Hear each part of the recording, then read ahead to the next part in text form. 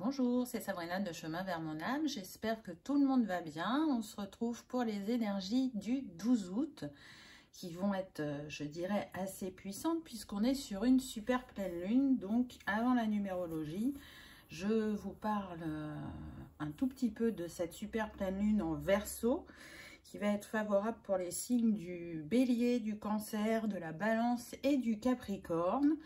Cette pleine lune, je dirais qu'elle nous invite à mettre fin à ce qui nous retient afin justement d'embrasser ce qui nous appelle, notre destinée, à suivre nos passions sans être dans le sacrifice. C'est un accueil de changement. Il y aura des grands tournants pour certains, alors ça va être concret dans la matière et puis pour d'autres ça va être peut-être plus émotionnel. Se libérer émotionnellement. En tout cas, vous l'avez vu, là, les énergies sur cet été étaient très puissantes. Et c'est la dernière super lune de l'année. Donc, elle va sûrement encore bien nous propulser et en même temps nous chahuter. Donc, pour la numérologie, pardon, on est en vibration du jour en 3 avec ce 12. Donc, on va être plutôt dans l'expression, dans tout ce qui est relié à la vie sociale, la communication, la créativité. Donc, si vous avez quelque chose à dire ou à demander en ce jour du 12, soyez sûr que vous saurez prendre les mots justes, j'ai envie de dire, et que vous saurez capter l'attention et vous faire entendre. Pour d'autres, on va être plus dans le partage. Donc, peut-être que si vous êtes en vacances, c'est l'occasion de voir des amis, de la famille, et du coup, d'avoir une vie sociale assez active. En tout cas, en cette journée, vous pouvez ressentir un alignement ou une paix intérieure sur le fait de vous être exprimé.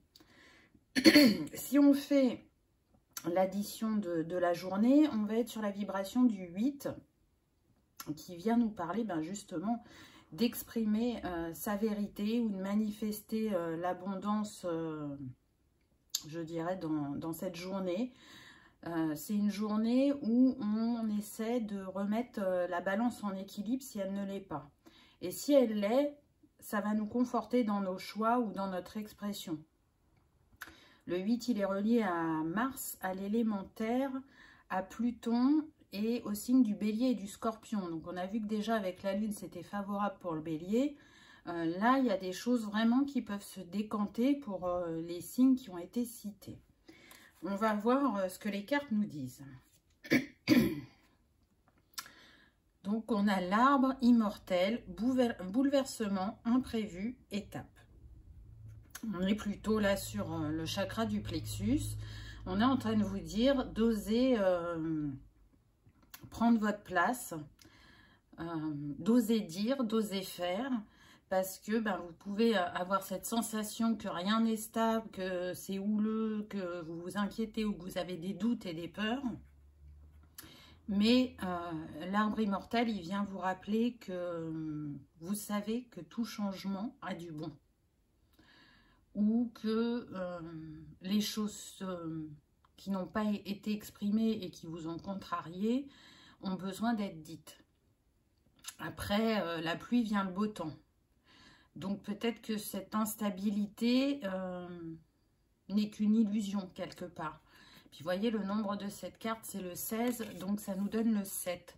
Donc on vous invite vraiment à écouter votre intuition. On vous montre aussi que vous êtes accompagné et que si il y a cet imprévu ou ce bouleversement, c'est une étape dans votre cheminement. Ça ne va pas rester, c'est pas figé. C'est peut-être pour vous donner de nouvelles idées ou pour oser vous exprimer ou oser agir. C'est l'occasion, peut-être pour certains, on me dit d'avoir une conversation à cœur ouvert, de cœur à cœur. Alors quand je dis de cœur à cœur, je ne parle pas forcément sentimental, hein, mais avec une personne qui compte à vos yeux, ou ça va être j'en ai marre de me faire marcher sur les pieds, c'est ce que j'entends au travail, et maintenant, ça suffit. Donc oui, poser un cadre et des limites, c'est pas toujours simple, surtout quand on a attendu et que la pression, elle monte, elle monte, elle monte. Et là, ça peut sortir de manière un peu directe ou trop franche. Donc, recentrez-vous avant de vous exprimer si c'est ça, pour capter l'attention, que les choses soient claires et nettes et que vous mettiez fin à cette situation. Ensuite, on a eu le nettoyage. Donc là, on voit bien que ça nous parle d'une fin de cycle déjà, parce qu'on a le 18, donc 8 et 1, 9. Donc une fin de cycle qui est bénéfique pour vous. Ça va vous permettre de vous alléger, de vous purifier, de clarifier les choses entre une personne ou dans une situation. On a été en profondeur voir ce qui nous gênait. On a compris et du coup on sait quelle action ou qu'est-ce qu'il faut verbaliser pour que cette situation prenne fin. On sent des personnes qui n'ont plus envie de vivre les choses de la même manière. Elles pouvaient être dans un schéma répétitif ou bloquant. Elles en ont pris conscience. Ça a pu prendre du temps pour trouver la solution, pour faire bouger les choses. Mais là, on est dans cette énergie d'action et de chevalier. Vous voyez, je tranche, je coupe, ça suffit maintenant. Il faut que les choses se passent différemment. Je n'accepterai plus cette situation. Donc pour certains, ça va vous demander de faire un choix. Et principalement de choisir ce qui est le mieux pour vous dans cette situation, qu'elle soit professionnelle ou personnelle. Mais encore une fois, je sens que là, c'est beaucoup le professionnel qui est mis en avant. On me dit personnel à 5%. Donc vous voyez que là, il y a besoin de changement au niveau du travail, quoi. Soit dans la manière de faire, ou soit vous êtes vraiment plus à votre place et vous le savez dans cette entreprise et qu'il y a besoin de bouger. Donc après, quand il y a des changements comme ça fait toujours peur, surtout si vous avez regardé un petit peu les offres d'emploi et que soit il y en a très peu, ou soit ce qu'il y a, ça ne vous intéresse pas par rapport à vos critères, votre expérience, etc. Donc, dans ces cas-là, quand il y a des peurs et des doutes, on a tendance à rester dans sa zone de confort. Mais là, c'est comme si on vous disait, tu as atteint le maximum. Là, il y a besoin que tu passes à un chapitre différent. Ensuite, en astrologie, on a eu la maison 4 qui vient nous parler justement de notre stabilité intérieure, du foyer, des racines, de la lignée. C'est une maison d'eau et j'expérimente mes racines, mon ressenti et découvre mes fondements.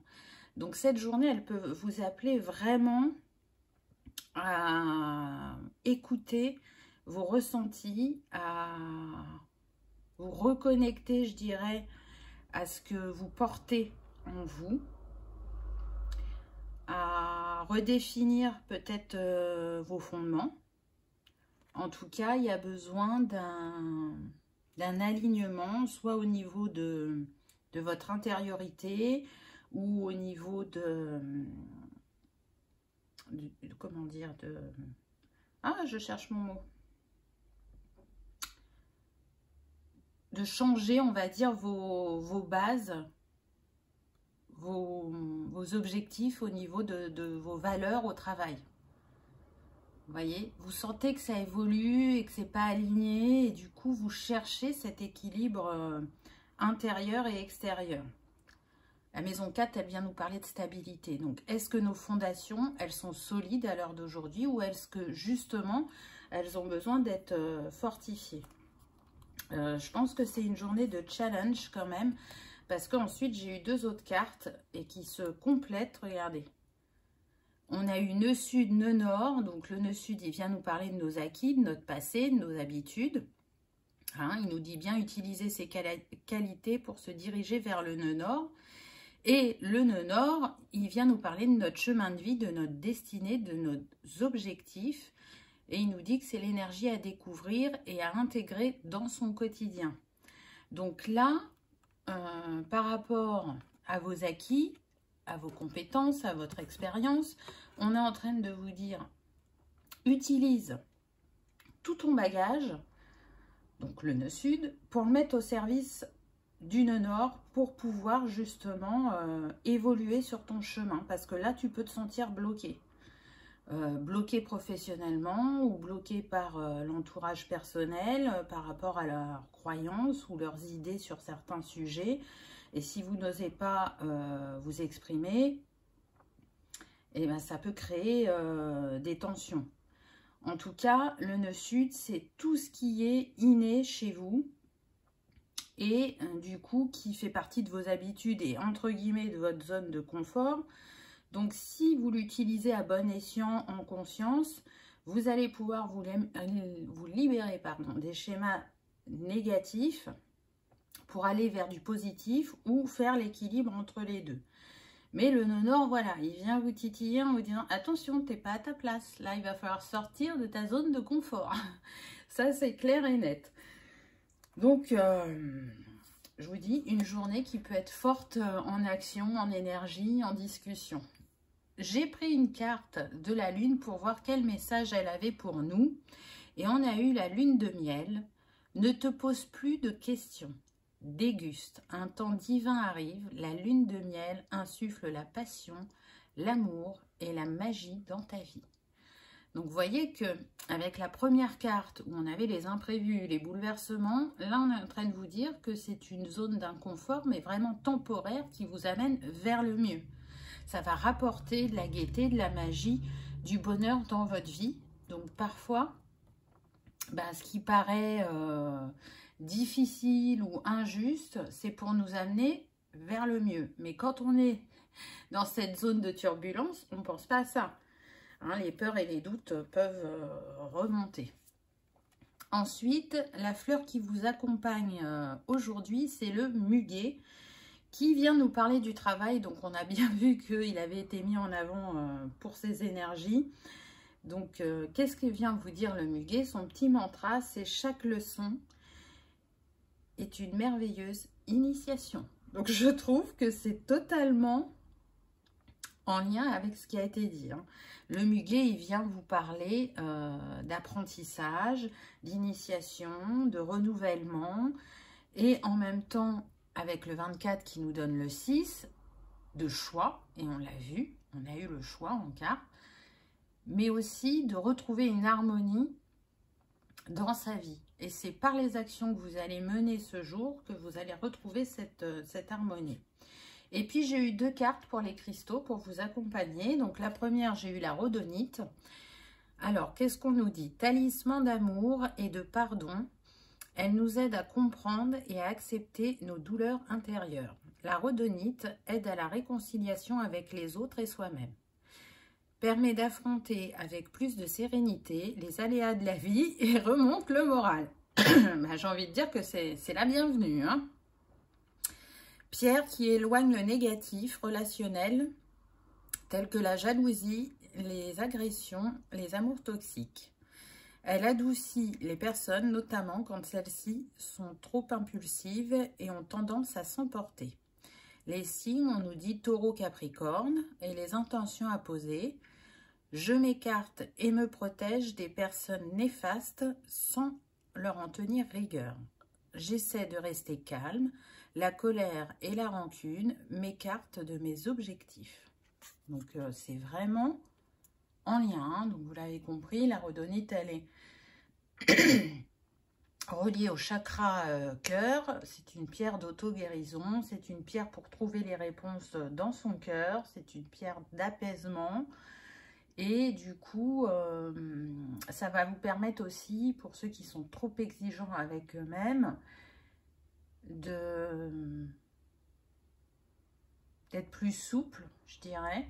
Je cherche plus flexible, voilà, je cherchais mon mot. Et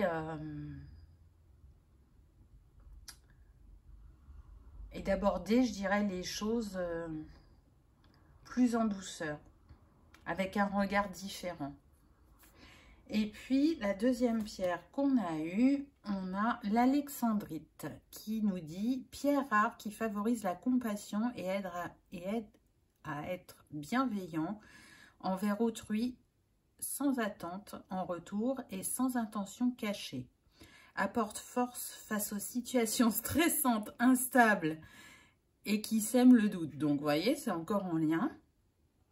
Aide à prendre conscience en ses valeurs personnelles, en ses qualités et la force de ses énergies. C'est quand même énorme, hein? Rapproche les âmes sœurs, même lorsqu'elles se trouvent loin l'une de l'autre. On l'offre durant la 55e année de mariage. Je vais y arriver aujourd'hui. Signe astro, Gémeaux, Bélier, Taureau et Lion et les intentions à poser. Je donne sans attendre en retour. Je ne laisse pas le doute m'envahir. Je suis une personne pleine de ressources. C'est quand même super fort. Donc voilà, si vous aimez les cristaux, vous avez le choix aujourd'hui entre deux pierres. J'espère que ça aura résonné pour vous, que vous aurez passé un agréable moment. Et je vous dis à demain pour les énergies du week-end. Au revoir.